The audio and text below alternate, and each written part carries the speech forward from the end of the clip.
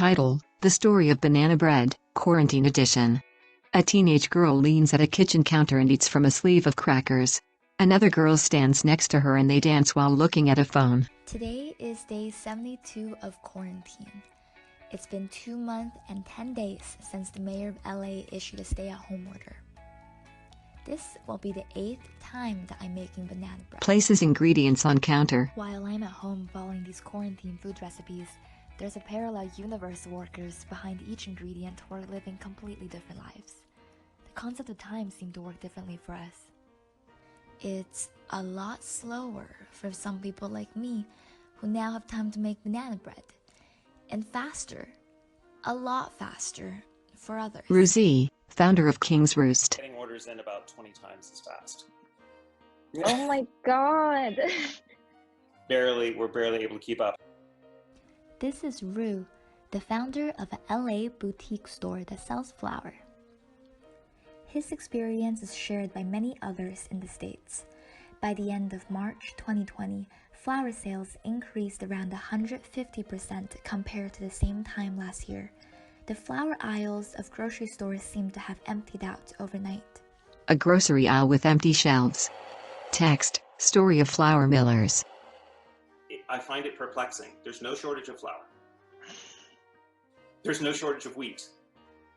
There's no shortage of mills. There's all kinds of flour and wheat sitting there ready to jump into my belly. A combine harvest suite. So there's lots of flour to go around. The problem seemed to lie in the weak links in their complex industrial food supply chain. It's like, yeah, our food system is sort of fragile and it's sort of complicated, and that system wasn't designed to handle a sudden increase in demand. So why not?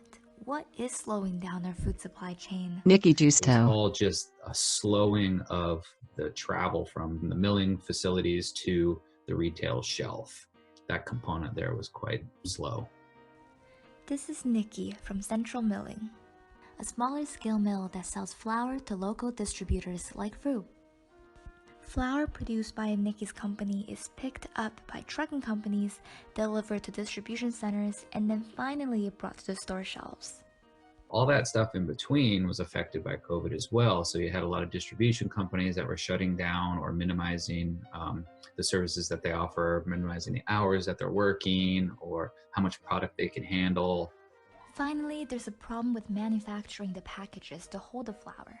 The bag stock has been a challenge too, because not just the flour industry has seen a spike. I mean, it's sugar and everything that lives in a paper bag, has gone through the roof in sales. There's only a couple manufacturers in the country that make large quantities of these 5-pound bags, and a lot of people buy from them from different parts of the food world. So it's the bag manufacturers are struggling to keep up with the bag production. So how do we get to this large, interconnected system that when one part fails, the whole system is backlogged? And has our food chain always been like this? David Keisel. Every little town had its own flour mill. This is David Keisel, a flour miller based in Capay Valley near Sacramento. David used to work in tech as a product designer, but became fascinated by the process of producing and milling wheat. I'm fascinated by what grains are agronomically, what they are nutritionally, and then, as I said, as much sort of culturally and socially, how they've helped form society. Milling is interesting because what I realized was that infrastructure that had been ubiquitous in the US and really worldwide, had been ubiquitous at a community level, had disappeared and quite quickly since really sort of the mid 20th century. Milling used to be part of a town's local ecosystem, supporting local agriculture and food processors. It spurred economic activity and had cultural significance. And the mill was the center of that traditionally for hundreds, if not thousands of years. We've lost all of that. Today, a handful of large mills dominate the industry, and their flour is delivered to customers in an ever more complex food chain. That was the system before COVID-19. When the pandemic hit, it became obvious to David that these consolidated national brands are not able to supply or respond to changes in local demand. What would happen if we could reestablish a model for distributed, smaller scale? If the value of the food we eat is not just calories per dollar, but support for local communities and local economies. You know, I think that we can see a shift, and I would hope that there's a possibility for a shift in what's driving the market. The COVID-19 pandemic provided an opportunity for small-scale producers like David and Nikki and small distributors like Rue to sell directly to consumers who are searching for local sources of flour when the supply chain of larger flour companies breaks down. But the question remains, will this honeymoon phase for small community-based mills last after the pandemic? I'd like to think so, the optimist in me. I'm an eternal optimist, and if you're doing anything around agriculture and food production, I think you have to be. But, you know, my hope is that we come away from this pandemic with a realization of as I said, it's a shift in perceived value of local economies. She pours her flour into a large bowl with her banana and stirs it together with a fork. The batter begins to change texture and become thick as she continues to stir. Text, Story of Farm Workers. The story of dairy transports us to a different community, one that's usually invisible and marginalized, but is suddenly recently deemed essential when the pandemic hit. So who are the people producing most of America's food? According to the National Agricultural Workers Survey, 71% of farm workers in America are immigrants. Dr. Minkhoff-Cern. Anyone that works in agriculture estimates it much higher. I'd say it's more like 80 or up to 90% of farm workers are immigrants, and probably 70 or 80% of them are undocumented.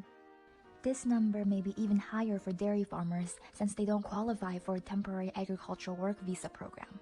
Dairy work does not fall under the H-2A program, so it's almost all undocumented immigrant workers. And dairy work requires work around the clock because cows need to be milked all times of the day, 7 days a week. So it's a very labor-intensive industry. In this industry, cows can't be milked over Zoom. Workers have to go out to work, where it's often hard to socially distance. Some farm workers in Washington were organizing demonstrations calling for sick pay, hazard pay, and adequate workplace protections. David Bacon. About 3 weeks ago, workers told the companies that they wanted them to provide social distancing, they wanted masks, they wanted gloves, which the companies had not been providing, any of these things really. And they wanted hazard pay for working under these circumstances. The companies are sort of vague about what it is that they're willing and not willing to do. So, they make these general statements about saying, well, yes, we're willing to provide safer conditions, but what exactly that means is not clear. And it is clear that they are not willing to pay. Another problem that makes farm workers vulnerable to COVID-19 is their housing situation.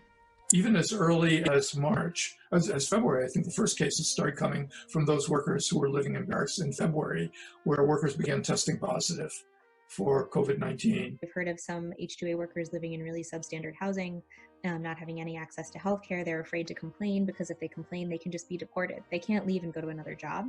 So their contract is with one employer. Some of our people in the community need to live 2 or 3 families together to pay the rent because it's very expensive.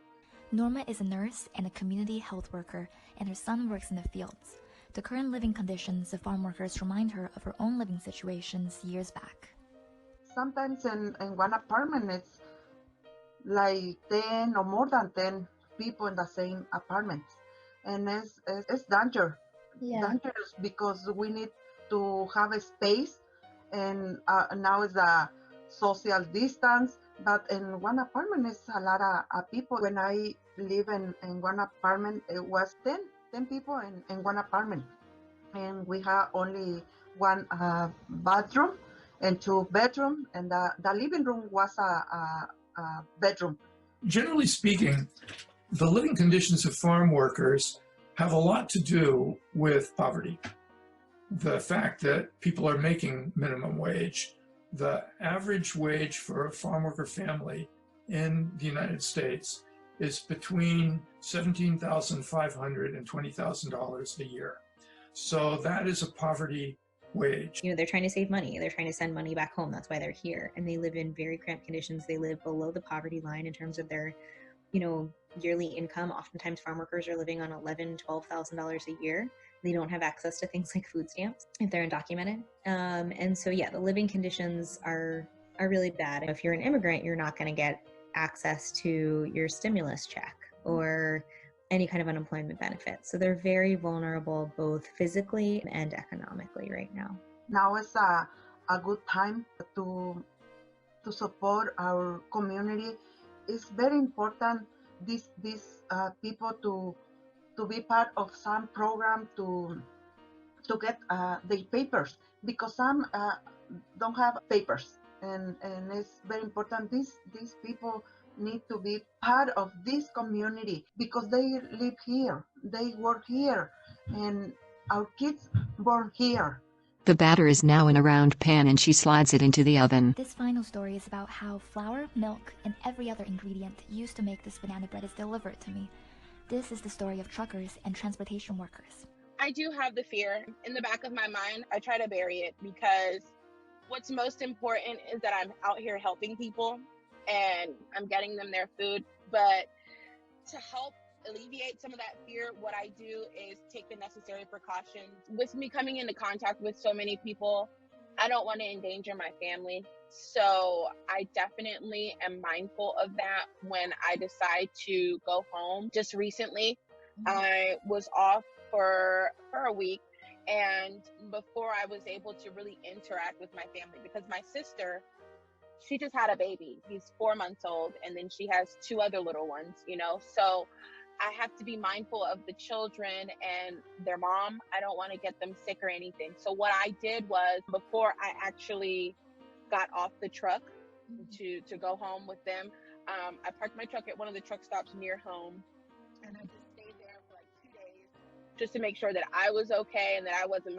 feeling sick. I stay out more away from my family, because I feel like I'm very vulnerable out here, and it's easier for me to contract the COVID before they do. So I try to, stay away from them to in order to not bring it home. But then I also feel like an alien going out in public and dealing with people, because I feel like people look at me to maybe having COVID. They treat me a lot different, when I'm out and about. In addition to feeling scared and socially isolated during this time, Kaisha also feels a sense of blame. I go home on a break and I go into the stores and there's nothing on the shelf and there's people complaining, and the only people that they point at are the truck drivers. They blame us and they think that we're just not doing anything and we're just not delivering fast enough, and we can only do so much as drivers. When I show up with less pallets than they expected, they ask where's the rest, and I'm just like, this is all we have. Like, this is all that that was put on the trailer. And so it makes me feel like there's a shortage in some way, and it I feel like as a driver it puts pressure on me, because doing all that I can. I honestly feel like truck drivers aren't really getting appreciated like they should. I just wait for that moment for them to mention delivery drivers, because without truckers and delivery drivers, they wouldn't be able to have the products and the safety gear and the food and all this to basically things that make the world go around. But despite the challenges, the lack of appreciation that's sometimes felt, Jess Marie is optimistic. As long as we are taking care of ourselves, I believe that we can definitely, we can't eliminate it, I don't think, but we'll definitely come back. Director, Wendy Lee. Producer, Matilda DiPuccio. Editor, Caitlin Gansone. Ed Kissam, Dr. Minkoff Zarin, Professor Salgado, Susanna Clausen, David Kaisal, Nikki Justo, Ruzi, Norma Hito, Sally and Professor Miguel, Jess Marie, Kaisha, David Bacon. She bites into bread.